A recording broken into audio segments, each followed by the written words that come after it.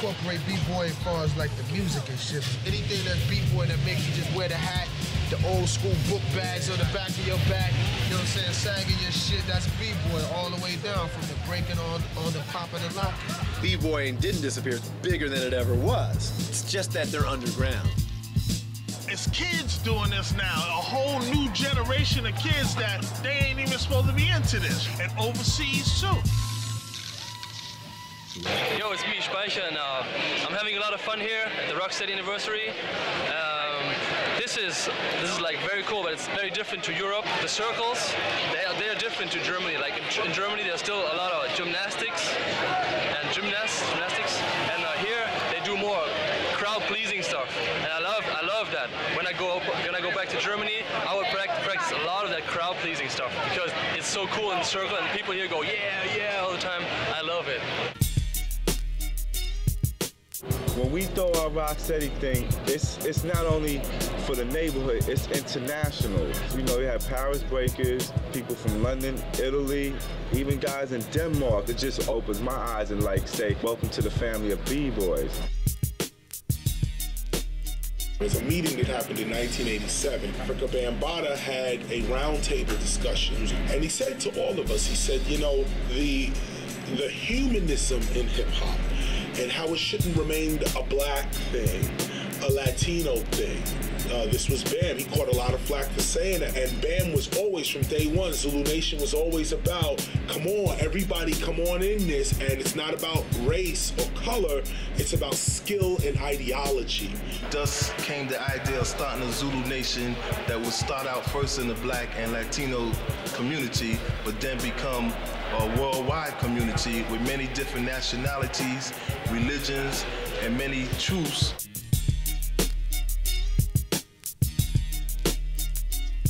I'm glad that the rest of the world is enjoying and being a part of this. I like Europe in the way that they preserve the culture in its entirety with all the elements together. You know, the Battle of the Year, for instance, I mean, that was like, it blew my mind going there, and just there was just writers and b-boys and MCs and everybody just mingling together, and it was like so many people. It was crazy.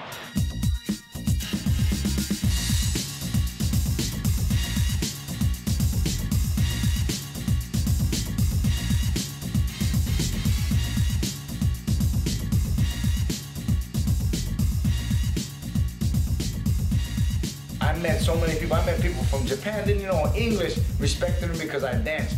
I didn't know people from London, England. I didn't know people from Switzerland. I didn't know. I met everybody. Germany. From even Indiana.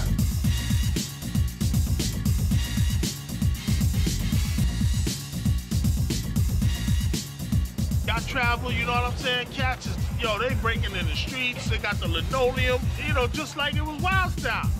You know, like it was 1982. You know, the last time I was in Japan, they had a breakdance competition. I mean, this shit was the real deal. Just incredible shit.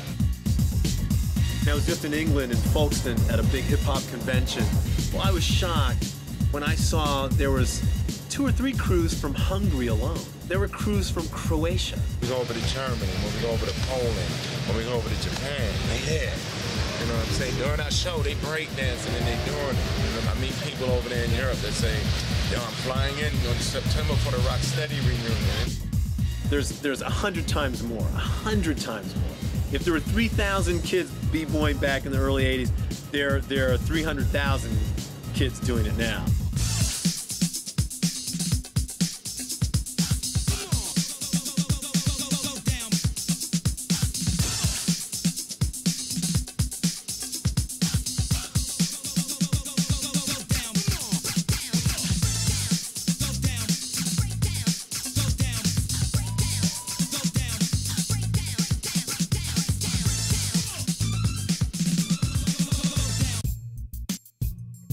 Breaking is an incredible dance that's valid, it has foundation, it has vocabulary, there are names for all the moves. You know, it's not someone throwing themselves on the ground. Nowadays, the dance has branched out so much. You know, you got the original b-boy style and footwork, you have the power moves, so sometimes you got brothers with b-boy moves, you know, real original text going up against guys with power moves that hardly have no b-boy text. How are you gonna judge that? The neutral people that don't know anything might go for the power moves because it's really dynamic. 5 years ago, when I came here, everybody had backpacks with a helmet hanging from it, and they were breaking without sneakers, or some of them were breaking with sneakers, but all they were doing were flare windmills and 90s. Not many people had the foundation down. Not many people did footwork. Not many people hit freezes. It's like if you go to an audition, a jazz dancer coming to a b-boy audition, you know, just because he could do those continuous backspins, which the commercial public knows as windmills, you know, just because he could do that doesn't mean that he's a b-boy. He's just an idiot that learned how to spin on his back. He has no style, no flavor, no feel for it. There is a beat and there is a rhythm to this music. It isn't about how dynamic your move is, but it's about like the feeling that you can express with the dance. The dance is about expression, and a lot of people have seemed to have forgotten that. All the spinning is dope. I ain't knocking it, it's dope. But you need the style and the finesse. And when they b-boy back in the days, it was with a, you know, it was. You could see it in their bones and their face. You could see it in their body. You got to get that charisma back in there. Now, as a b-boy that's still trying to be competitive, I think b-boying represents you trying to dig deep to find something that you haven't seen done, which is very hard. I mean, it's no difference from like Ken Swift or like Baryshnikov. You know, some things that I've seen a lot of these breakers do is just like, that is nuts. True dancers, whether you're from tap or ballet or modern or jazz, they look at it as an art form already. I mean, they see it and they're like, wow, I mean, that's incredible. I don't know one class nationwide in America that's not teaching street dance. At every formal dance studio, you read the list and I have street dance in there. I'm creating this brand new dance academy, the Devion Dance Academy. And I actually had a young man here teaching breakdancing, specifically that, because it is unique unto itself. It is a technique like ballet, like African, like hip hop.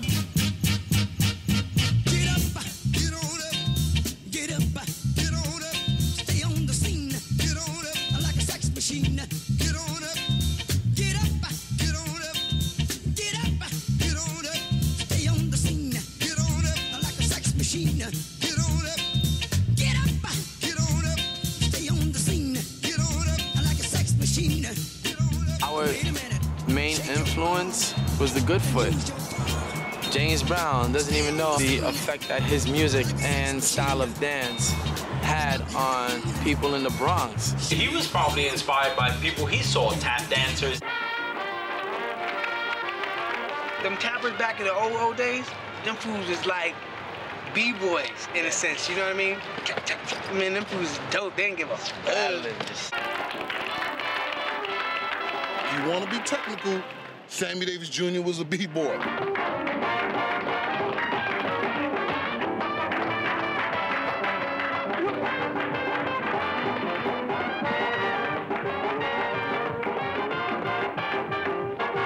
Our favorites, no question, other than James Brown's, was they were brothers, the Nicholas brothers.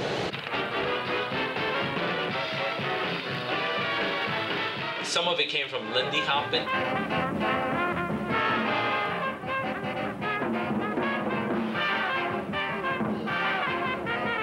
And if you look at Frosty with the backflips, you can see all the Kung Fu influence. Ken Swift told me that the Muggsy, I asked him where'd he get it from, and he said Bruce Lee. Curly from the Harlem Globetrotters put his one hand on the floor and he used to run around bouncing the basketball. I was into gymnastics. I used all my creativity and tried to focus it into the dance. Moves that were invented years before that we never saw, like the capoeira moves, somehow ended up in breaking. Capoeira is the art form of fight dance.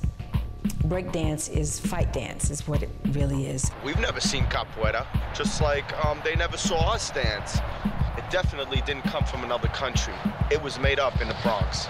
Nobody really know. It's some old human thing. The feeling to want to get on the ground and spin and dance and really become one with the earth, with the ground. Imagine before concrete, You was breaking and spinning on earth.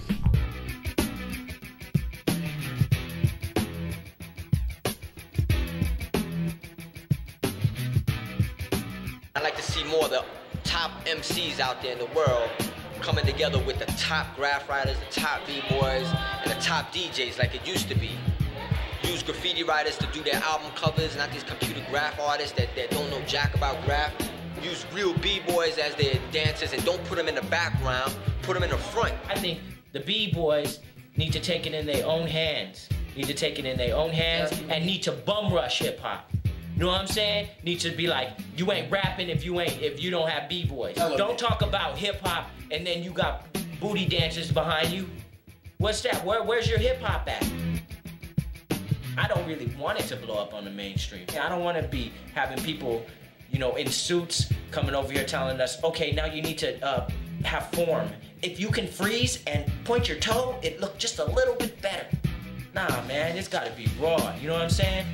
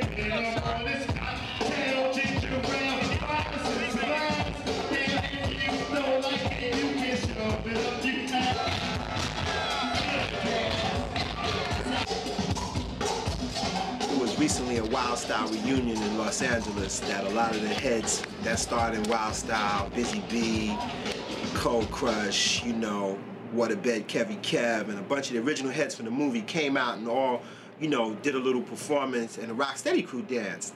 And when the Rocksteady crew went into the audience, it was surrounded by a lot of West Coast breakdancers, black, white, Latino kids from Los Angeles. And they started dropping down to the floor and doing their thing, and it was so incredible. I felt exactly the same way I did when I first saw breakdance. The Rocksteady crew now, they have organized themselves, they have their politics correct, they have their business in effect, you know, and they know how to articulate, direct, and control this form, which is what has brought it back to the form that it is now. It's what has made this form translate to so many different cultures and people. If you make a hip-hop Hall of Fame, Rocksteady would have to be up in there. I'd definitely get him that honor if I could do it myself.